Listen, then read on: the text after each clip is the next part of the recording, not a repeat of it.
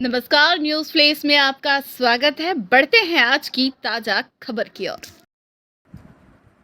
खबर जोधपुर से, जहां जोधपुर निर्वाचन द्वारा मतदाता जागरूकता अभियान के तहत कमला नेहरू महिला महाविद्यालय में जागरूकता कार्यक्रम रखा गया। कार्यक्रम में जिला परिषद के मुख्य कार्यकारी अधिकारी अभिषेक सुराना ने छात्राओं को संबोधित करते हुए बताया कि ज्यादा से ज्यादा युवा अपना मतदान का प्रयोग करें, जिसको लेकर यह जागरूकता कार्यक्रम रखा गया है।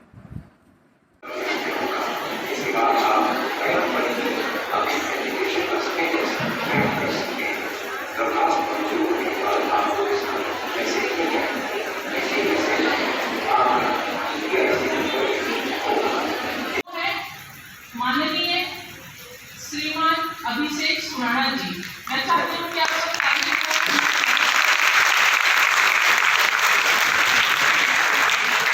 सर, ये जो लाइव है बहुत इंस्पायरिंग लाइव है, बहुत प्रेरणादायक लाइव है।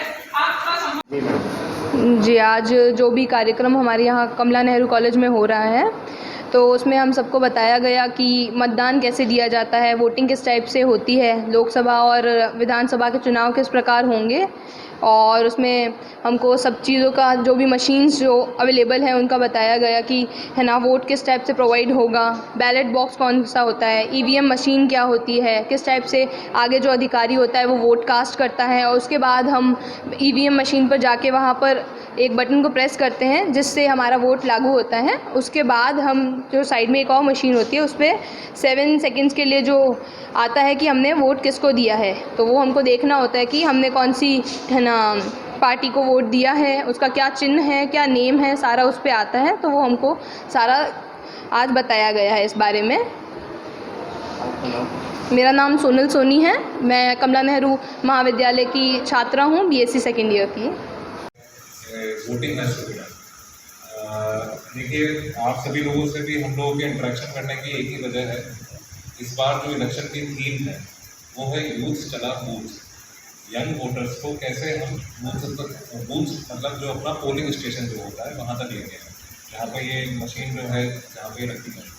तो इस यूथ चला बूथ की जो अवधारणा है, इसको ज़मीन पे धरातल पे उतारने के लिए हम लोग आप इंटरेक्ट करें। और आपको जैसा कि विदित है कि 18 साल के होने पे 1 अक्टूबर 2023 को अगर आपकी उम्र 18 साल हो गई है तो आप अपना वोटर लिस्ट में नाम अभी भी जुड़वा सकते हैं। जैसे मान लो कि 17 साल का जिसका जन्मदिन आने वाला है वो भी अपना नाम जुड़वा सकते हैं। तो वोटर लिस्ट में एक तो सभी का नाम हो, और दूसरा वो व्यक्ति वोट करने भी जाए। दो अलग अलग चीज़ें हैं। कई बार अपन नाम तो उसमें जुड़वा लेते हैं कि हमारा एक वोटर ID कार्ड बन जाता है, जिसको कई लोग ID के रूप में अलग अलग जगह पे यूज़ करते हैं। लेकिन साथ ही हम वोट करने जाएं और उसकी गंभीरता को समझें। एक चीज़ तो मैं देखता हूँ और जो हमें भी लगता है कि जब हम स्कूल में थे तो हमने 8वीं 9वीं क्लास तक सिविक्स एक सब्जेक्ट हुआ करता था। मेरा नाम प्रियंका है और मैं कमला नेहरू कॉलेज की स्टूडेंट हूँ, बीएससी सेकेंड ईयर में। आज हमारे कॉलेज में एक सेमिनार हुआ था जिसमें हमें वोट देना सिखाया था। हम लोग जो फर्स्ट टाइम वोट देने वाले हैं उनके लिए काफ़ी अच्छा नॉलेजफुल था, क्योंकि हमें मशीन्स के बारे में कुछ नॉलेज नहीं थी। तो हमें यहाँ पे सेमिनार्स में जो भी लोग आए थे उन्होंने हमें मशीन्स के बारे में बताया, कैसे वोट देते हैं, कौन से बैलेट में जाना होता है। तो ये काफ़ी हमारे लिए जो फ्रेशर्स है जो वोट देने वाले उनके लिए काफ़ी नॉलेजफुल जागरूकता कार्यक्रम कमला नेहरू कॉलेज में रखा गया है। यह कार्यक्रम जो है वो इलेक्ट्रल लिटरेसी क्लब और स्वीप की तरफ से रखा गया है, क्योंकि यहाँ जो कमला नेहरू कॉलेज के जो विद्यार्थी हैं वो उनमें से अधिकांश विद्यार्थी पहली बार ही मतदान करेंगे। सभी विद्यार्थी 18 साल की उम्र के आसपास के ही हैं, इसलिए ये कार्यक्रम रखा गया है जिसमें इनको डेमो के माध्यम से ईवीएम मशीन भी दिखाई जा रही है और जो वोट है उसके महत्व के बारे में भी समझाया जा रहा है। कई बार विद्यार्थी जो युवा लोग हैं वो कहते हैं कि एक वोट का क्या महत्व है, जब हज़ारों वोट डल रहे हैं तो हम अगर वोट नहीं डालेंगे तो क्या फ़र्क पड़ेगा। तो इन्हें एग्जाम्पल्स के माध्यम से भी ये समझाया जाएगा कि एक वोट का बहुत अधिक महत्व होता है। एक वोट से सरकारें गिर जाती हैं, एक वोट से मुख्यमंत्री बनते बिगड़ते हैं। यानी कि सीपी जोशी का उदाहरण हम ले सकते हैं कि वो एक वोट से उनकी जो है हार हो गई थी, मुख्यमंत्री के दावेदार थे और उनका वो सपना चकनाचूर हो गया। तो इस कार्यक्रम के माध्यम से हम इनको जागरूक करने का काम कर रहे हैं। Thank you. खबर जोधपुर से, जहां कलेक्टर सभागार में जिला स्तरीय जन सुनवाई आई कार्यक्रम रखा गया, जिसमें बड़ी संख्या में लोगों ने अपनी शिकायत लेकर वहां उपस्थित दर्ज करवाई।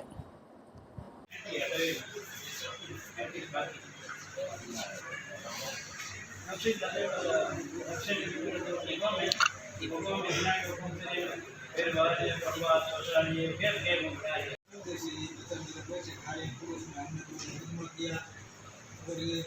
कोर्ट के जरिए भी एकाग्रेश करा जाने पर विजय के अनाज में रिजेक्ट करा के ठेका एक बड़ा स्टेशन का नाम दिला दिया। आज भी धूमधाम से कदम चल रहा है। कैसे मेरे नाम से उठ रहा है, फिर कैसे पैसा देंगे। अग्रसेन जयंती महोत्सव 27 तारीख से शुरू होगा, जिसके ब्रोशर पोस्टर का विमोचन जिला कलेक्टर हिमांशु गुप्ता के द्वारा किया गया। वहीं अग्रसेन समाज जोधपुर के अध्यक्ष ने बताया कि ब्रोशर के अंदर अग्रसेन जयंती महोत्सव के दौरान होने वाले सभी कार्यक्रमों का विवरण दिया गया है, जिसमें सांस्कृतिक कार्यक्रम, मनोरंजन कार्यक्रम, खेलकूद कार्यक्रम व बच्चों से लेकर हर उम्र के लोगों के लिए कार्यक्रम रखा गया है, जिसके बारे में विस्तृत जानकारी दी गई है। श्री अग्रसेन जयंती महोत्सव जो होने जा रहा है, उसका सबसे पहले 27 तारीख से जो गणपति पूजन से कार्यक्रम चालू होंगे, उसके पोस्टर का विमोचन माननीय जिला कलेक्टर श्री हिमांशु जी गुप्ता के कर कमलों द्वारा आज इस ब्रोशर का विमोचन करवाया गया है, जिसके अंतर्गत इस ब्रोशर के अंतर्गत जयंती महोत्सव की तमाम जानकारी दी गई है। शुरू से लेके दिनांक 27 तारीख से लेके 21 तारीख तक के जो भी कार्यक्रम है, इसके अंदर तमाम जानकारी दी गई है। और बड़ी प्रसन्नता की बात है कि कलेक्टर साहब से हमने निवेदन किया और आज इन्होंने इस ब्रोशर का जो है विमोचन करके इस कार्यक्रम की जो है शुभारंभ किया है।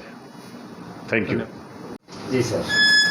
नमस्कार, मैं उमेश लीला, अध्यक्ष श्री अग्रसेन संस्थान जोधपुर।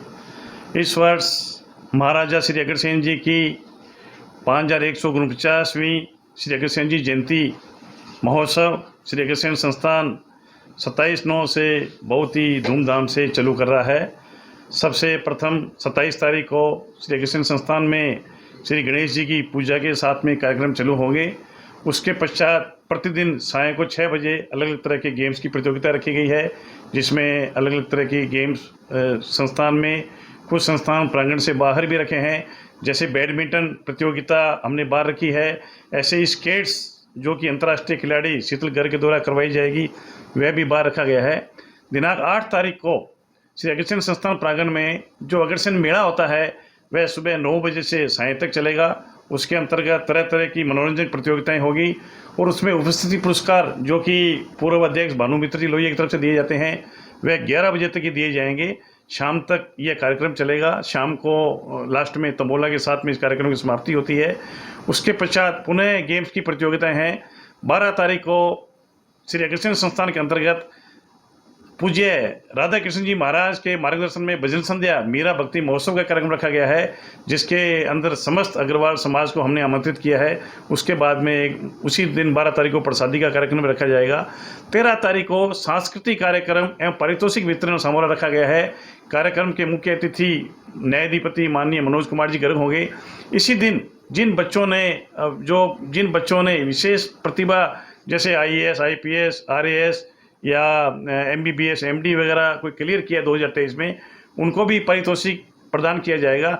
इसी तरह 13 तारीख को खेल कूद प्रतियोगिता में जिन बच्चों ने राज्य स्तर पे, राष्ट्रीय स्तर पे, अंतर्राष्ट्रीय स्तर पे कोई अचीवमेंट किया है, उनको भी संस्थान सम्मानित करेगा। और संस्थान की सदैव यह भावना रही है कि बच्चों को एक मोटिवेशन मिले। आने वाले समय में बच्चे जो आगे बढ़ना चाहते हैं, उनको एक संबल मिलता है प्रोत्साहन करने से, तो इसका भी संस्थान सदैव विशेष ध्यान रखता है। 14 तारीख को इस तरह के कार्यक्रम है।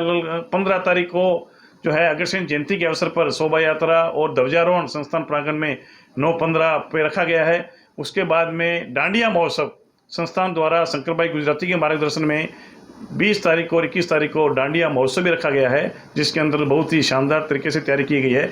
इसके अंतर्गत सांस्कृतिक संध्या के अंतर्गत हम प्रयास ये करते हैं कि अगर समाज के बालक बालिकाएं इसमें हिस्सा लेते हैं और उनके लिए अभ्यास एक प्रारंभ करवाया गया है। संस्थान के अंतर्गत ही जो बच्चे सांस्कृतिक कार्यक्रम सीखना चाहते हैं, उनको अभ्यास करवाया जाता है।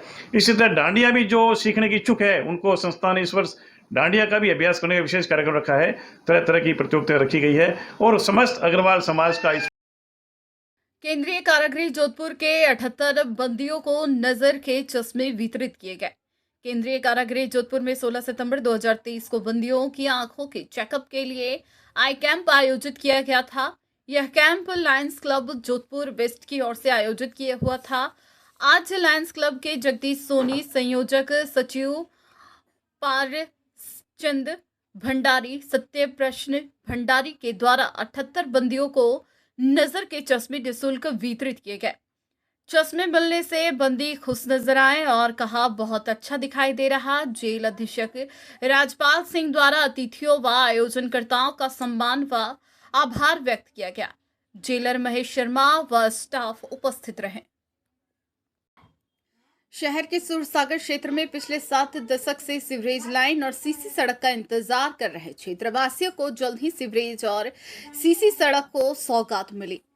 नगर निगम उत्तर ने करीब 7 करोड़ रुपए की लागत से सीसी सड़क और सीवरेज कार्य की शुरुआत की। गुरुवार को बड़ा रामद्वारा के संत रामप्रसाद महाराज, राज्य पशुधन विकास बोर्ड अध्यक्ष राजेंद्र सोलंकी और महापौर कुंती परिहार ने इन विकास कार्यों का शुभारंभ किया। महापौर उत्तर कुंती परिहार ने बताया कि अमृत 2.0 योजना के तहत नगर निगम उत्तर की ओर से पुराने और क्षतिग्रस्त मौजूदा सीवरेज सिस्टम को बदलने व नवीन सीवरेज लाइन डालने का कार्य किया जा रहा है। सूरसागर वार्ड नंबर 3 के केवरा बेरा, फिला बेरा, सिरोला बेरा, भोजावतो का बास, झमकू का जांव क्षेत्र के क्षेत्रवासी लंबे समय से सीवरेज लाइन और सीसी सड़क की मांग कर रहे थे। स्थानीय निवासियों की समस्या के स्थायी समाधान को लेकर नगर निगम उत्तर ने यहां सीसी एवं सीवरेज लाइन डालने का काम शुरू किया है। महापौर ने बताया कि करीब 6.83 करोड़ की लागत से लगभग 7.85 किलोमीटर लंबी सड़क एवं सीवरेज लाइन डालने का कार्य किया जाएगा। महापौर उत्तर कुंती परिहार ने बताया कि नगर निगम उत्तर में लगभग 130.18 करोड़ की लागत से 150 किलोमीटर सीवरेज लाइन डालने का कार्य किया जाएगा। इस अवसर पर जगदीश सांखला मोहल्ला विकास समिति अध्यक्ष वीरेंद्र सोलंकी, पार्षद प्रत्याशी पंकज भाटी, पार्षद विशाल सांखला सहित वार्ड के गण्यमान्य नागरिक मौजूद थे।